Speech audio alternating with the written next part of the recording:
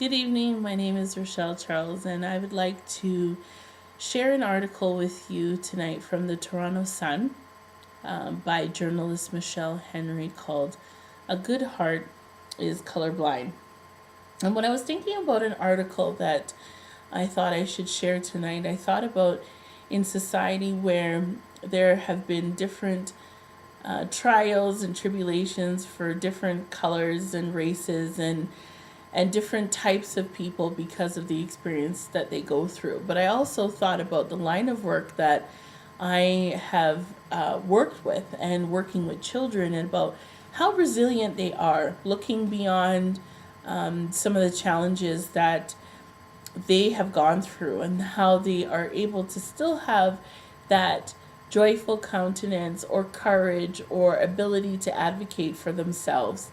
And it's really interesting how that morphs into shaping who they are and becoming advocates within their own right, whether it's at their school or on the playground, and whether they end up being adults where they protest around certain things or motivate or inspire others to change around them.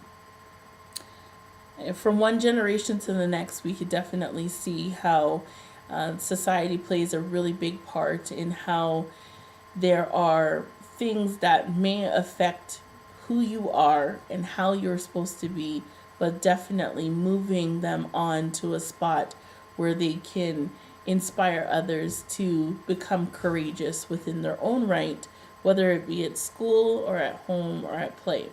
So please join me tonight as I read this article for you by Michelle Henry from the Toronto Sun called A Good Heart is Colorblind.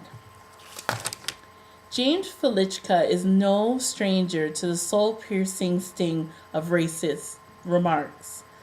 One of the only two black kids attending an affluent elementary school in a predominantly white Ottawa neighborhood, the 11-year-old was often teased, beaten up, and belittled because of his skin color.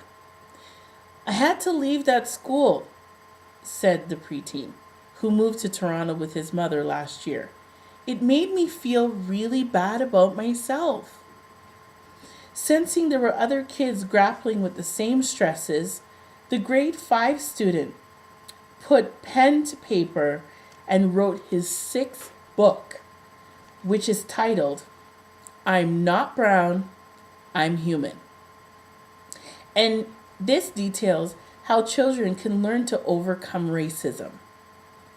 Released in a limited number of local bookstores this week, the young author waved it proudly about the Dominion Ballroom at the Sheridan Centre yesterday during the Toronto kickoff of Black History Month in Canada. "Racism is just bullying because of skin color," he said.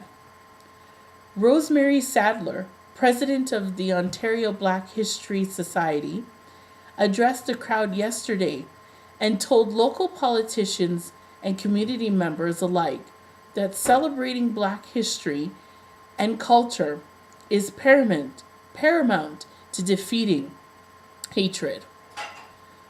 "Where we see so much negativity, we lose sight of the contribution that people of African origin have made since the very beginning of this country," she said.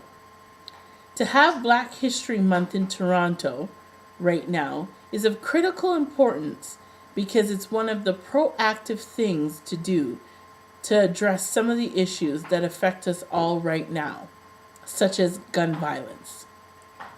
Among the books by Black authors and illustrations by Black artists that filled the entrance of the ballroom was a demonstration of the Black History Canada website.